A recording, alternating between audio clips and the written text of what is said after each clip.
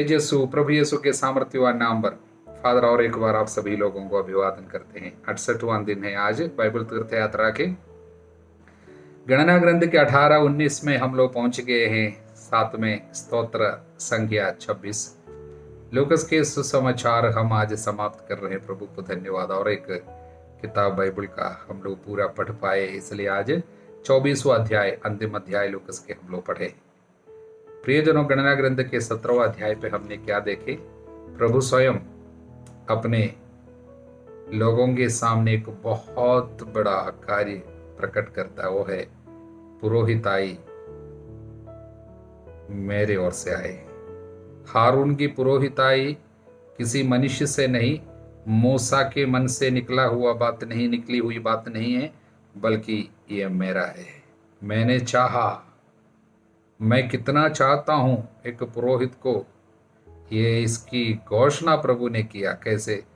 हारून का वो सूखा हुआ डंडे को एक ही दिन में प्रभु ने क्या कर दिया?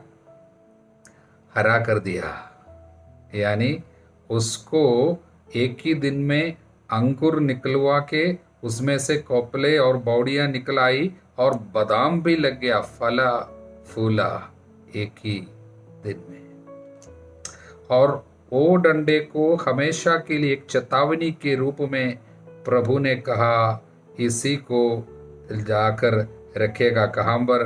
हारून का डंडा विधान पत्र के सामने रखा रहेगा, जिससे लोगों को एक चेतावनी की।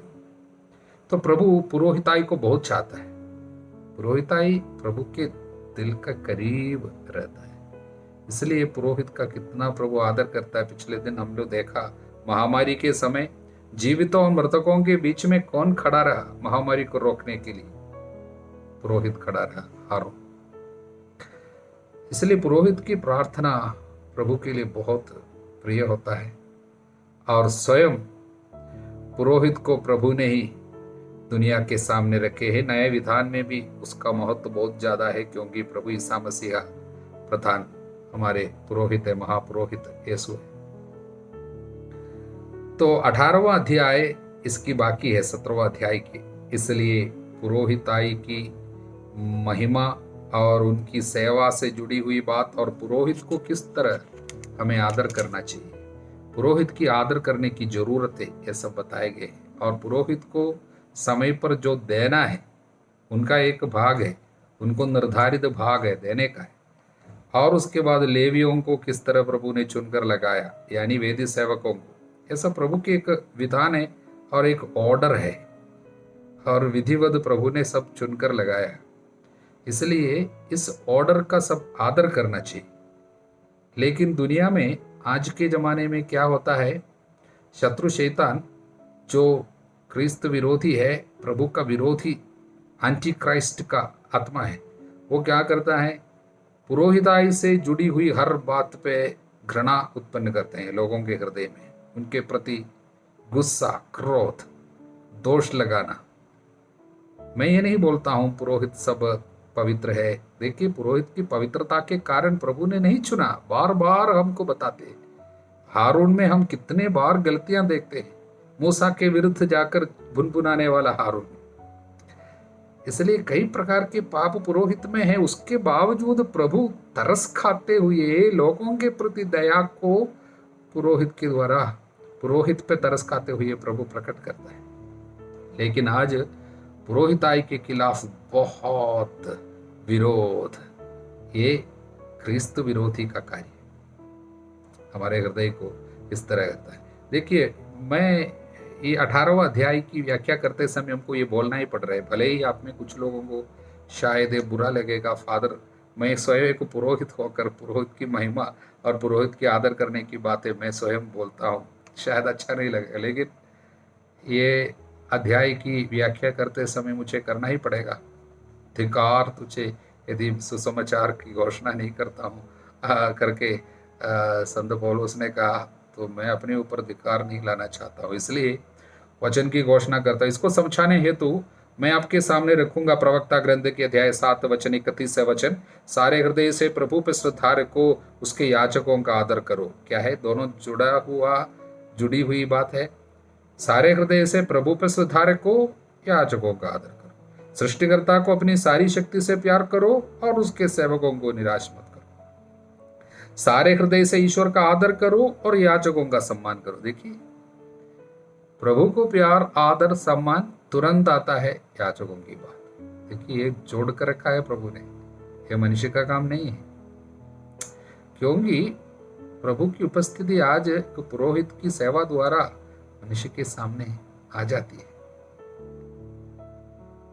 आज्ञा के अनुसार उन्हें उनका भाग दो। वचन 34, प्रथम फल, प्रायश्चित बलि, स्कंद भाग, समर्पण बलि, पवित्र चढ़ाव होंगे प्रथम फल। पुराने विधान में भले ही यह सारी बातें बताई हुई है, आप ये नहीं सोचना नए विधान में ये सब समाप्त हो गया। ये बढ़ गया है ज्यादा पुरोहिताई की महत्व, क्योंकि यीशु स्वयं हमारा पुरोहित रहा और हर एक पुरोहित की विशेष महत्व है। यीशु की उपस्थिति को हमारे लिए लाते हैं, यीशु के शरीर को हाथों में उठाते हैं और यीशु के नाम पे पाप क्षमा देते हैं। कितनी बड़ी महत्व है। कभी किसी ये नहीं सोचना कि स्वयं अगर मैंने इसलिए पुरोहित बना क्योंकि मैं चाहा या किसी ने मुझे चुना। प्रभु एक ही बात है, एक ही चीज है एक पुरोहित के पीछे, उसका नाम है प्रभु, दूसरा कोई भी नहीं। हम लोग कितना चाहने पर भी वो पुरोहित नहीं बन सकता। मैं कितने लोगों को जानता हूँ, मुझसे कितने पवित्र लोगों को हमने देखा है। हमारे ग्रुप में जब हम ज्वाइन किए थे फादर बनने के लिए, मेरे 15 साल की उम्र में, उस समय 24 लोग थे हम। जब हम फादर बने 4 लोग थे। मुझसे कितना अच्छा प्रार्थना करने वाले लोग मेरे ग्रुप में थे, पुरोहित नहीं बना।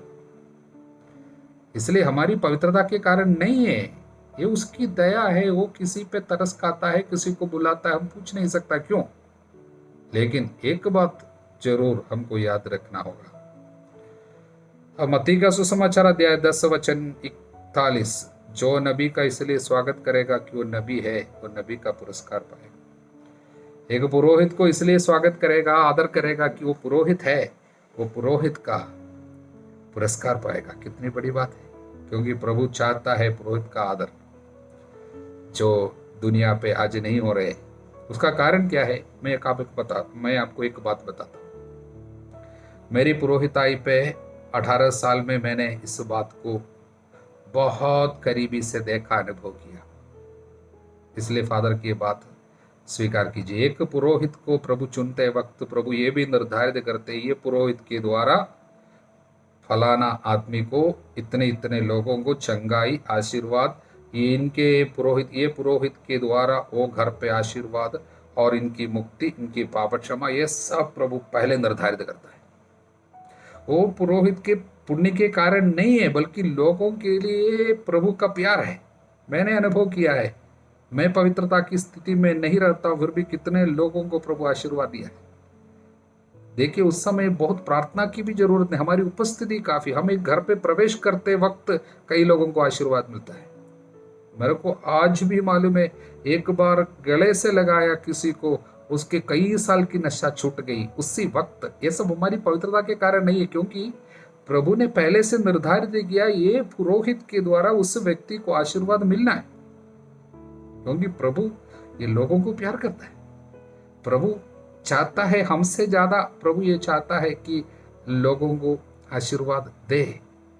पिछले दिन मैंने एक बहुत सुंदर बात पढ़ी।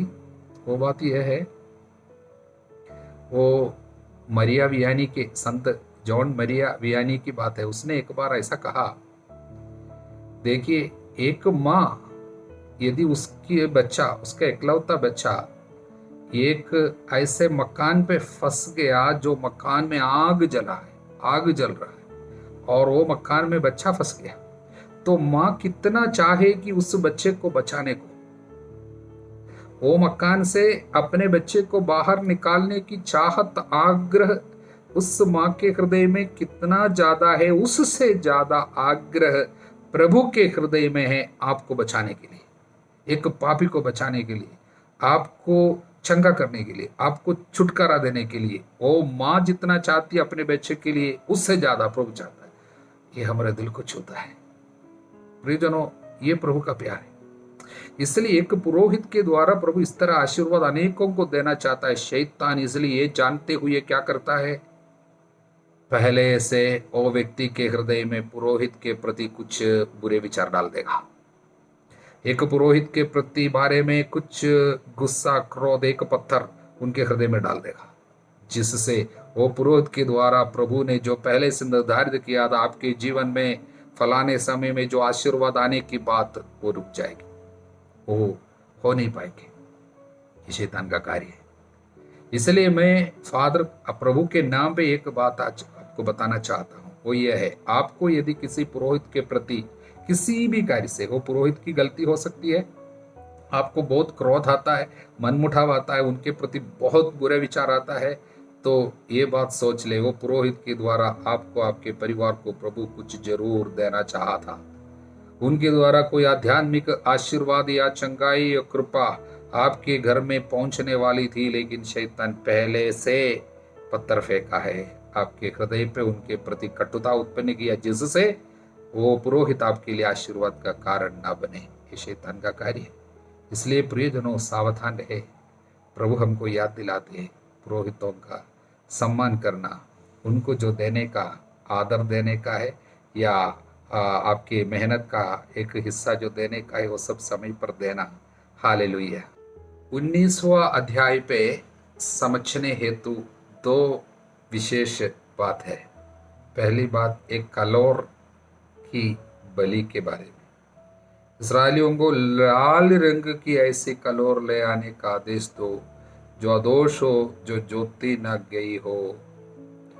तुम उसे याजक एलियासर को दो, शिविर के बाहर ले जाई जाए, वहां उसके सामने उसका वध किया जाए, और उसको पूर्ण रूप से जलाएगा, और इसका राख ले लेगा, और उससे क्या बनाएगा मालूम?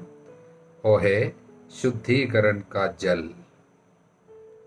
तो अशुद्ध हो जाते हैं आदमी कई कारणों से, पुराने विधान में, लेवी ग्रंथ में हम देखें, और उनको शुद्ध करने हेतु ये शुद्धिकरण का जल और उसी पे ये कलोर के राख डाला जाता है। ये कलोर जो कि लाल रंग की है, और उसका महत्व क्या है, रिचार्ड शालनर बहुत सुंदर तरीके से बताते हैं। ये प्रभु यीशु का प्रतीक है। उसका राख, मतलब जो कलोर का राख जो है, यीशु के दुख भोग का प्रतीक है, और उसका लहू हमको वो संस्कार में देता है शुद्धिकरण के लिए, और इसका प्रतीक है। और एक कलोर को क्यों लाल रंग होनी चाहिए?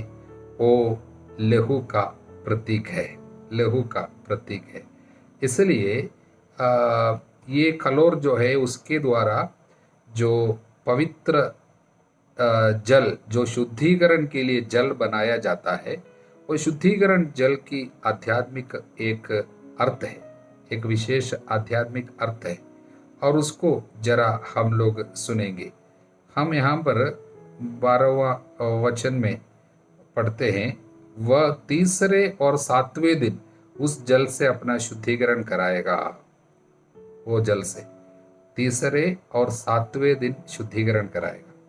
अब इसका आध्यात्मिक अर्थ क्या है, इस शुद्धिकरण के जल से जुड़ी हुई, उसको जानने हेतु योहन के सुसमाचार पे सीधा हम जाएंगे।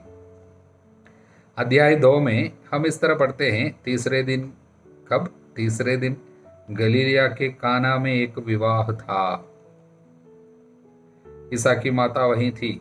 हम जानते हैं वहां पर क्या हुआ। और 6वां वचन, यहूदियों के शुद्धिकरण के लिए पत्थर के 6 मटके रखे थे। शुद्धिकरण का जल रखने वाला मटके वहां पर थे। हालेलुया। शुद्धिकरण के जल के बदले में प्रभु उस पे क्या भरेगा? दाखरस। वो दाखरस किसका प्रतीक है?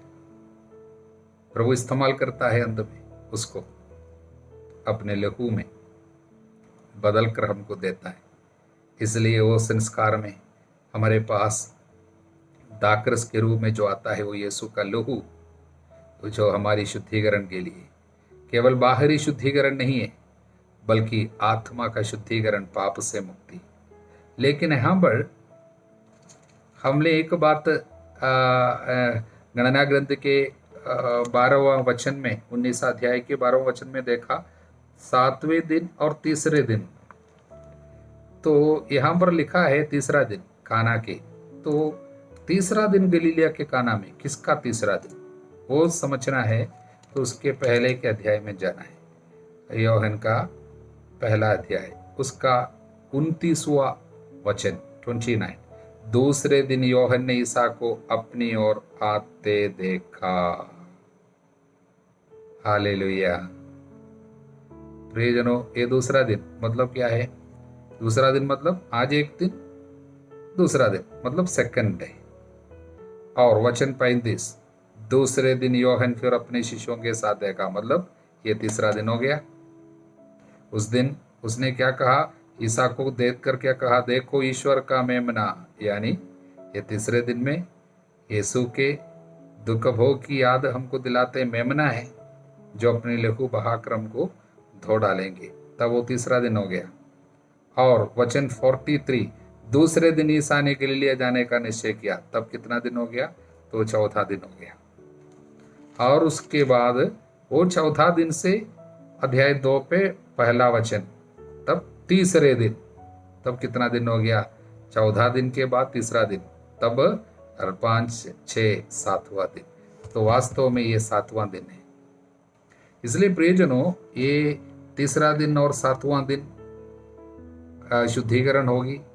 और ये शुद्धिकरण की विधि, ये सब यूहन्ना के सुसमाचार में यहाँ पर जो बताए गए हैं, वो पुराने विधान में हम जो पढ़े हैं उसके पूर्णता यहाँ पर हमको मिल रहे हैं। यीशु में वो पूरी हुई है। यीशु का लहू है सच में ये शुद्धिकरण का जल। हालेलुया। 26वां स्तोत्र में हम पहुंच चुके हैं। निर्दोष की प्रार्थना है। कितने आत्मविश्वास के साथ दाऊद प्रभु के सामने अब खड़े हैं। ये घमंड नहीं है, बल्कि वो जानता है मैं जितना हो सकता पवित्रता के रास्ते पे चल रहा हूँ, हृदय को निष्कलंक बनाए रखता हूँ। और इसलिए हिम्मत और आत्मविश्वास के साथ प्रभु के चरणों पर खड़े। और वो विश्वास के साथ कहते हैं कि मेरे अंतःकरण की जांच कर। उनको भरोसा है कि मैंने पाप नहीं छिपाया है। इस पूरे स्तोत्र को 2 भाग में बांट सकता है। 1 से 8 तक का वचन जो है वो अपने निर्दोषता का प्रस्ताव रखता है, दावा है। और उसके बाद जो वचन है 9 से 12 तक, वो प्रभु से कुछ मांगता है। निर्दोषता सामने रखता है और प्रभु से कुछ मांगता है। हालेलुया। और मांगता है, वहां पर 2 चीजें विशेष रूप से मांगता है। पहली बात, मेरे को वो नहीं देना मांगता है, और दूसरा कुछ देना मांगता है। ये मेरे साथ ना होना पहले मांगता है, और ये मेरे साथ होना ये मांगता है। वचन 9 में, मुझे ना तो पापियों में सम्मिलित कर, ना उन हत्यारों में जिनके हाथ को कर्मों से दूषित और रिश्वत से भरे ऐसे लोगों के साथ मेरे को जाना नहीं है। गलत संगति पे जाने नहीं देना। फिर क्या देना? दयापूर्वक मेरा उद्धार कर। उद्धार मांगता है, सन्मार्ग से मुझे भटकने नहीं देना। इसलिए प्रियजनों, निर्दोष व्यक्ति प्रभु के सामने विश्वास के साथ मांग सकते हैं, भरोसे के साथ खड़े हो सकते हैं। ये विश्वास और ये संदेश हमको दिलाते हैं ये स्तोत्र के द्वारा। हालेलुया। लूकस के सुसमाचार के आखिरी अध्याय में स्वर्गदूतों का संदेश है। किसके विषय में? यीशु के जी उठने का संदेश। बड़े आनंद का एक अध्याय है, लेकिन उसके बीच में एक महान संदेश जो बराबर प्रभु देना चाहता है, वो कुछ अलग है। वो क्या है? वो यह है, उदाहरण के लिए कुछ संदेश, कुछ बातें मैं आपको बताता हूँ संक्षिप्त में। वचन 7, उन्होंने ये कहा था कि मानव पुत्र को पापियों के हवाले कर दिया जाना होगा, क्रूस पर चढ़ाया जाना, तीसरे दिन जी उठना होगा। स्वर्गदूत याद दिला रहे हैं। मतलब जी उठने के ये वो खुशी में ये बात को नहीं भूलना कि जी उठने के पीछे कुछ बात, वो लिखा हुआ बात, लिखी हुई बात। मानव पुत्र को पापियों के हवाले कर दिया जाना होगा, क्रूस पर चढ़ाया जाना, तीसरे दिन जी उठना होगा, वो सब भूलना नहीं है। यही है मेन बात। और उसके बाद हम एमाउस जाने वाले शिष्यों को देखते हैं, उनके संग प्रभु जुड़ गया। वचन कहता है उन लोग इन घटनाओं की बातें करते हुए जा रहे थे, मतलब दुख भोग की बातें करते जा रहे थे। तब यीशु आ गया। यीशु के बारे में और यीशु के उपस्थिति, यीशु से जुड़ी हुई और दुख संकट की बातें जब करेंगे, यानी जीवन के दुख को यीशु के साथ जोड़कर जब भी बात करेंगे, वहां पर प्रभु है, प्रभु आ जाता है। अपने जीवन के दुखों में यीशु को जोड़ के हम बात करना शुरू करेंगे, प्रभु आएंगे। हालेलुया। और प्रभु 25वां वचन, ईसा ने उनसे कहा, निर्बुद्धियों, नबियों ने जो कुछ कहा है तुम उस पर विश्वास करने में कितने मंदमती हो। क्या वो आवश्यक नहीं था मसीह यह सब सहे, इस प्रकार अपनी महिमा में प्रवेश करे? फिर से लेके आ रहे। हाँ, पुनरुत्थान के आनंद में इस बात को भूलना नहीं। ये बात लिखी हुई है वचन में, पुराने विधानों में लिखी हुई बात को भूलना नहीं है।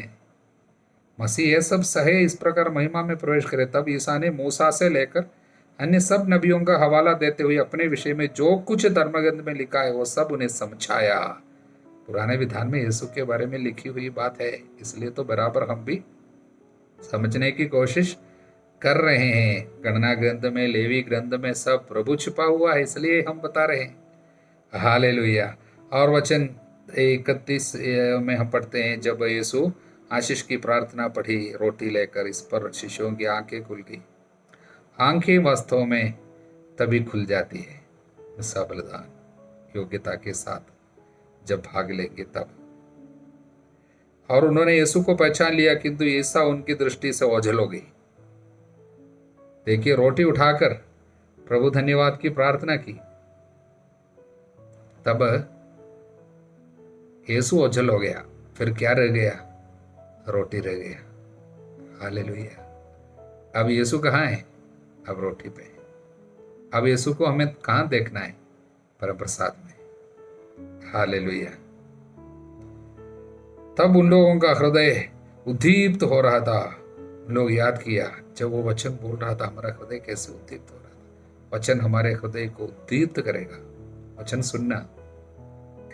और वचन 44 में ईसा ने उनसे कहा, मैंने तुम्हारे साथ रहते समय तुम लोगों से कहा था, जो कुछ मूसा की संहिता में, नबियों में तथा भजनों में मेरे विषय में लिखा है, सबका पूरा हो जाना आवश्यक है।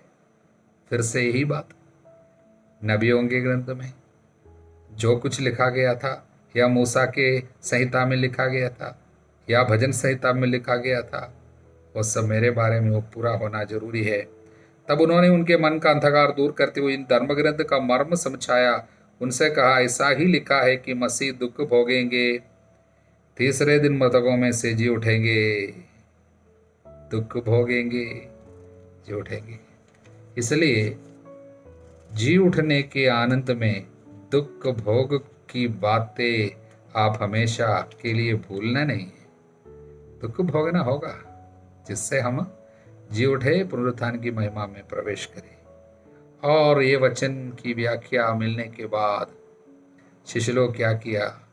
वे सानंद यरूशलेम लौटे, ईश्वर की स्तुति करते हुए सारा समय मंदिर में बिताते थे। सारा समय मंदिर में बिताते थे। लूकास का सुसमाचार इस तरह समाप्त होते हैं। मंदिर में शुरू हुआ था, मंदिर में समाप्त हो रहा है। हालेलुया। प्रियजनों, प्रभु सच्चे है, सच्चा है, वो जिंदा है, जीवित परमेश्वर है। उनके विषय में ये बाइबल के एक एक पन्ने पे लिखा गया है। बाइबल को प्यार करना, वचन का आदर करना, वचन सीखने के लिए, पढ़ने के लिए जो समय देता है वो कभी वेस्ट नहीं है। आपके लिए बहुत कीमती समय होगी। इसलिए वचन का पाठ अध्ययन जरूर कीजिए। प्रभु की महिमा हमें जरूर देखने को मिलेगा। हमारे प्रभु यीशु मसीह की कृपा, ईश्वर का प्रेम, पवित्र आत्मा का साहचर्य आप सभी लोगों के साथ बनी रहे सदा सर्वदा अनंत काल तक। आमीन।